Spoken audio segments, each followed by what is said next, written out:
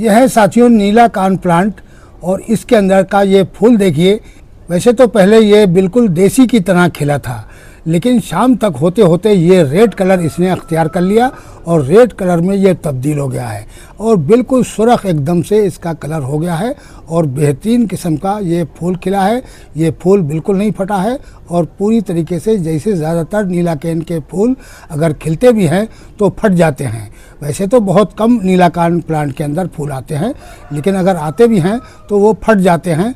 और ये देखिए बिल्कुल नहीं फटा है फूल और बेहतरीन किस्म का रेड कलर का फूल ये हो गया है। बस एक दिन जिस टाइम पर ये खिला था तब ये बिल्कुल जैसे कि देसी के दो कलर होते हैं, बीच में गुलाबी और बाहर डार्क होता है, तो इस वजह से ये भी इस तरीके से खिला था, लेकिन शाम होते होते ये लाल कलर में तब्दील हो गया।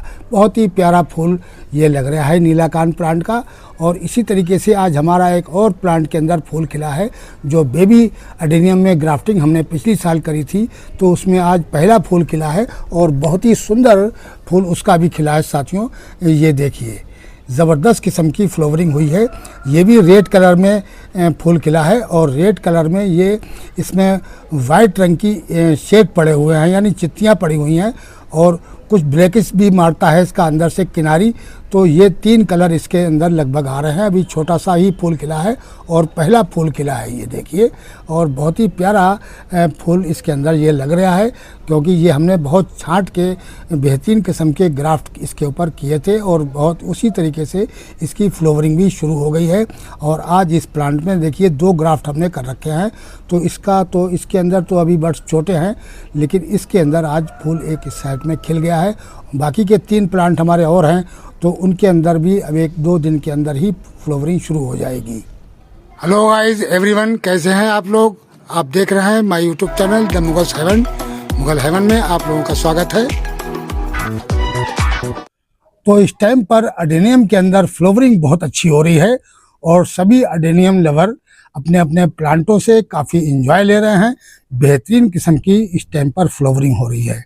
तो साथियों इस टाइम पर जो फूल अधिक ज़्यादा आ रहे हैं, तो इस टाइम पर हमें अडेनियम की कैसे केयर करनी चाहिए ताकि हमारे फूल अच्छे खिलते रहें और अधिक देर तक हमारे प्लांटों के ऊपर टिके, ताकि हम उसका एंजॉय ज़्यादा दिनों तक करते रहें।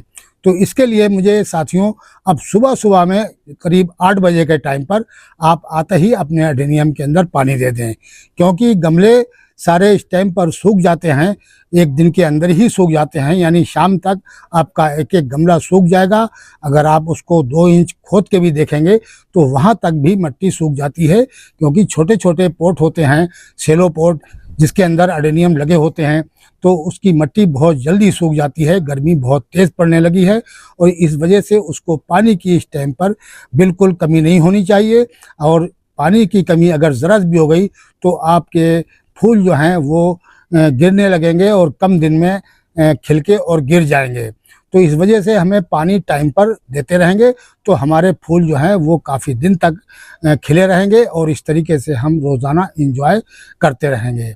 अब इस टाइम पर अगर हम पानी कम भी देते हैं, जैसे तीसरे चौथे दिन पानी देते हैं, तो प्लांट के ऊपर ज़्यादा फर्क नहीं पड़ेगा, लेकिन फूल जो हैं वो गिर जाएंगे। प्लांट के ऊपर फ़र्क यूँ नहीं पड़ेगा कि वो अपने कोडेस का पानी पीने लगेगा और कोडेस शिलिंग होने लगता है। तो ये वजह होती है कि वो प्लांट के ऊपर फ़र्क नहीं दिखाई देता है, उसके लीफ बिल्कुल सही रहेंगे और उसके लीफ जो है ये ऊपर को इस तरीके से मुड़ने लगते हैं, ये इस तरीके से चम्मच टाइप के बन जाते हैं। तो इस वजह से इनको पानी जो है वो टाइम पर देते रहेंगे तो हमारे जो लीव्स हैं खिले रहेंगे और फूल को भी अच्छी ताकत मिलती रहेगी और फ्लावरिंग अच्छा प्लांट करता रहेगा। और ये नहीं कि हमने अगर पानी उसके अंदर कम दिया है तो प्लांट के ऊपर कोई फ़र्क पड़ जाए, आपको देखने में नहीं लगेगा, लेकिन वो प्लांट में काफ़ी असर हो चुका है, वो अपने कोडेस का पानी पीने लगा है। इससे कोडेस शिलिंग होके और छोटा रहेगा और अगर हम पानी टाइम पर देते रहेंगे तो हमारा कोडेस फूला रहेगा और रोज़ाना के हिसाब से वो बढ़ेगा। तो इसलिए हमें पानी टाइम पर देते रहना चाहिए और इस टाइम पर ख़ास तौर से रासायनिक फर्टिलाइज़र बिल्कुल अडेनियम को ना दें। अगर आपको फर्टिलाइज़र ही देना है तो लिक्विड फर्टिलाइज़र दे सकते हैं, यानी kitchen waste liquid fertiliser organic में आप। तो ये है किचन वेस्ट लिक्विड फर्टिलाइज़र, इसको भी आप अपने प्लांटों के अंदर दे सकते हैं। इससे भी कोई नुकसान नहीं होगा। ये भी बहुत ठंडी खाद होती है और ये प्लांट को किसी किस्म की गर्मी नहीं पहुंचाएगी। लेकिन इसको डालने से पहले आप इसके अंदर फंगिसाइड ज़रूर डाल लें। फंगिसाइड को डालना बहुत ज़रूरी होता है किचन वेस्ट लिक्विड फर्टिलाइज़र के अंदर।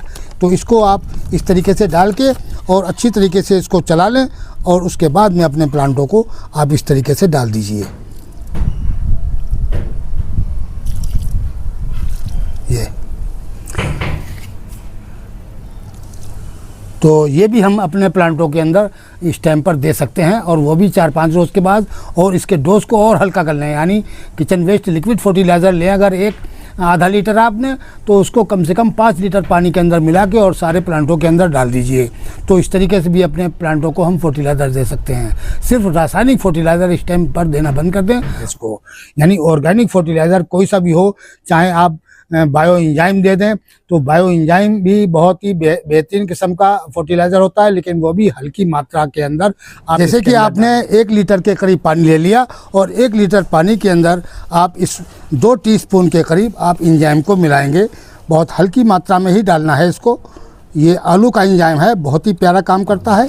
इस तरीके से इंजाइम को पानी में डालिए और अपने प्लांट को इस तरीके से डाल दीजिए, थोड़ा थोड़ा सबके अंदर।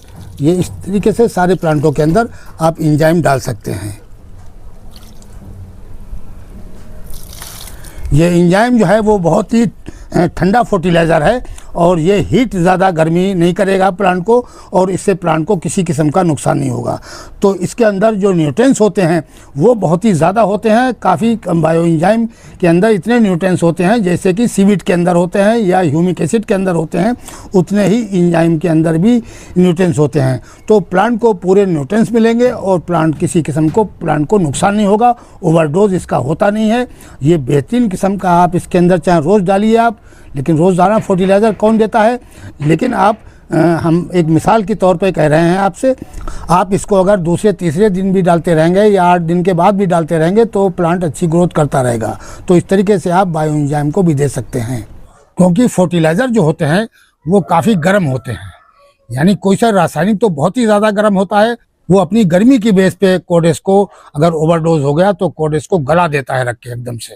यानी इतना गर्म होता है रासायनिक फर्टिलाइज़र कि जिसकी वजह से अगर ऐसी गर्मी में डाल दिया जाए तो प्लांट किसी हालत पे नहीं बचेगा। अगर आपने उसका ज़रा भी ओवरडोज हो गया, एक आध दाना अगर आप डालते हैं तो कोई ज़्यादा फ़र्क नहीं पड़ेगा, लेकिन वो अगर आपने 3-4 दाने डाल दिए तो इस टाइम पर काफ़ी असर पड़ेगा, क्योंकि इस टाइम पर गर्मी ही काफ़ी तेज़ है। गर्मी यानी सॉइल ही गर्म रहती है वैसे ही धूप से। जब धूप से इतनी ज़्यादा गर्म सॉइल है तो फर्टिलाइज़र हम किस बेस पे दें इसको। फर्टिलाइज़र ने भी सॉइल को गर्म करना होता है। फर्टिलाइज़र जो है वो सॉइल के अंदर गर्मी पैदा कर देता है, उससे प्लांट की ग्रोथ तेज़ी से हो जाती है। ये वजह होती है ख़ास तौर से। और उसके अंदर कुछ न्यूट्रिएंट्स ऐसे होते हैं जिसकी बेस पे वो प्लांट उसको अब्जॉर्ब करता है और उसको गर्मी मिलती है, और उस गर्मी से प्लांट जो है वो तेज़ी से ग्रोथ करने लगता है। लेकिन इस टाइम पर हमारे प्लांट के अंदर वैसे ही गर्मी बहुत तेज़ पड़ रही है और इसकी सॉइल गर्म हो जाती है, और उस बेस पे हम इसके अंदर किसी किस्म का इस टाइप का फर्टिलाइज़र नहीं देंगे। हम सिर्फ किचन बेस्ड लिक्विड फर्टिलाइज़र डाल सकते हैं इसको, वो भी 4-5 रोज़ के बाद रोज़ाना पानी देते रहें, और 4-5 रोज़ के बाद जो पानी दें उसमें किचन वेस्ट लिक्विड फर्टिलाइज़र को मिला लीजिए और उसको डाल दीजिए आप अपने प्लांट के अंदर। और एक ख़तरा और है अडेनियम को इस टाइम पर धूप में बहुत ज़्यादा तेज़ी है। जब टेम्परेचर लगभग 40 से ऊपर जाने लगता है तो अडेनियम के कोडेस जो हैं वो बर्न होने लगते हैं। इस बेस पे अडेनियम को काफ़ी नुकसान होता है और अडेनियम का कोडेस का शेप शक्ल ख़राब हो जाता है, और कोई ऐसा भी प्लांट होता है जो अंदर से वो रोट हो जाता है, यानी वो वाइल कर देता है। इतनी तेज़ गर्मी अंदर का जो एक गूदा होता है इनका वो बहुत ही मुलायम टाइप का होता है। तो इस वजह से वो बर्न जब हो जाता है तो वो अंदर तक गलन पैदा कर देता है, उससे कोडेस कभी कभी गल भी जाते हैं, लेकिन ज़्यादातर उनके शेप शक्ल तो ख़राब हो ही जाते हैं। इस वजह से आप किसी भी चीज़ से आप उसकी मल्चिंग कर दें, चाहे आप उसके ऊपर मूंगफली के छिलके उसके चारों साइड लगा दीजिए, चाहे कोकोपीट लगा दीजिए और चाहे कोको खच के जो टुकड़े आते हैं नारियल के, बड़े बड़े टुकड़े फाड़िए आप उनको, और उनको आप उसके चारों साइड लगा दीजिए इस तरीके।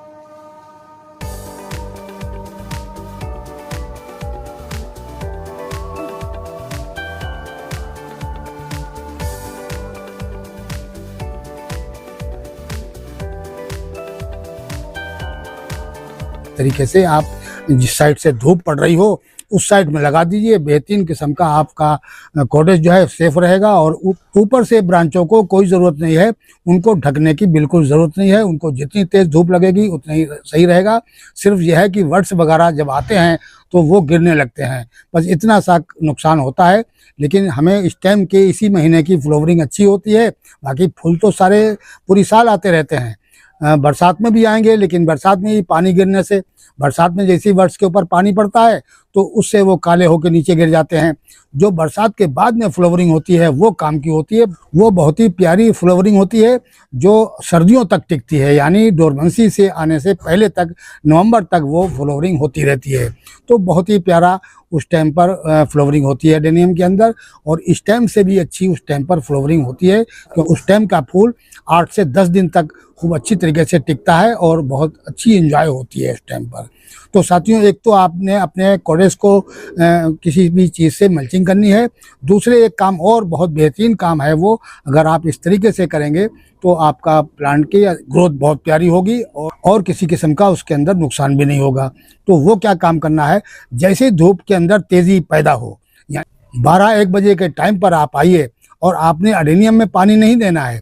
एडेनियम के बाहर जो आपकी जो अगर टेरिस के ऊपर है तो एडेनियम के बाहर टेरिस का इलाका जो है, खाली इलाका, उसके अंदर पानी डाल देना है और काफ़ी देर तक उसके अंदर पानी आपने डालना है, बार बार तक, जो छत जो है वो ठंडी हो जाए। तो इस तरीके से करके फिर 1-2 घंटे बाद आइए और फिर आप उसके अंदर एक इस तरीके से कर दीजिए।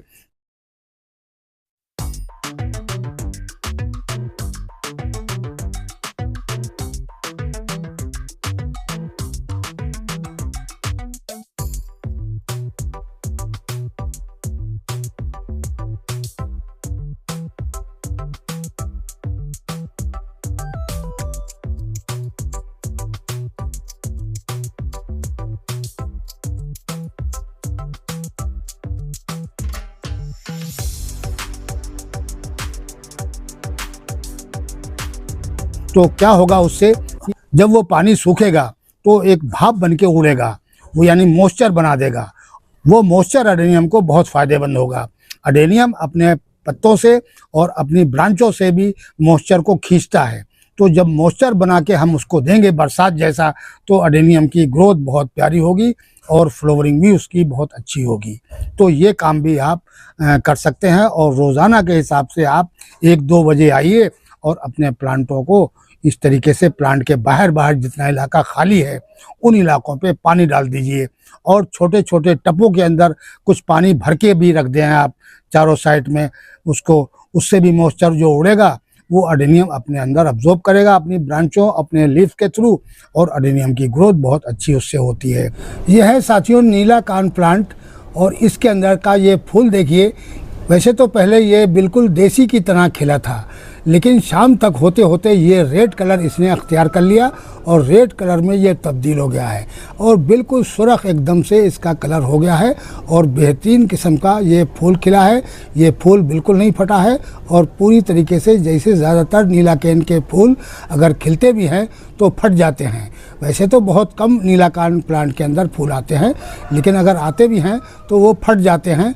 और ये देखिए बिल्कुल नहीं फटा है फूल और बेहतरीन किस्म का रेड कलर का फूल ये हो गया है। बस एक दिन जिस टाइम पर ये खिला था तब ये बिल्कुल जैसे कि देसी के 2 कलर होते हैं, बीच में गुलाबी और बाहर डार्क होता है, तो इस वजह से ये भी इस तरीके से खिला था, लेकिन शाम होते होते ये लाल कलर में तब्दील हो गया। बहुत ही प्यारा फूल ये लग रहा है नीला कान प्लांट का।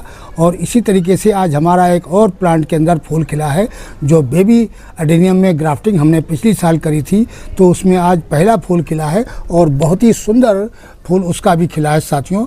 ये देखिए, ज़बरदस्त किस्म की फ्लावरिंग हुई है। ये भी रेड कलर में फूल खिला है और रेड कलर में ये इसमें वाइट रंग की शेड पड़े हुए हैं, यानी चित्तियाँ पड़ी हुई हैं और कुछ ब्लैकिश भी मारता है इसका अंदर से किनारी। तो ये 3 कलर इसके अंदर लगभग आ रहे हैं। अभी छोटा सा ही फूल खिला है और पहला फूल खिला है ये देखिए, और बहुत ही प्यारा फूल इसके अंदर ये लग रहा है, क्योंकि ये हमने बहुत छांट के बेहतरीन किस्म के ग्राफ्ट इसके ऊपर किए थे और बहुत उसी तरीके से इसकी फ्लावरिंग भी शुरू हो गई है। और आज इस प्लांट में देखिए 2 ग्राफ्ट हमने कर रखे हैं, तो इसके अंदर तो अभी बड्स छोटे हैं, लेकिन इसके अंदर आज फूल एक इस साइड में खिल गया है।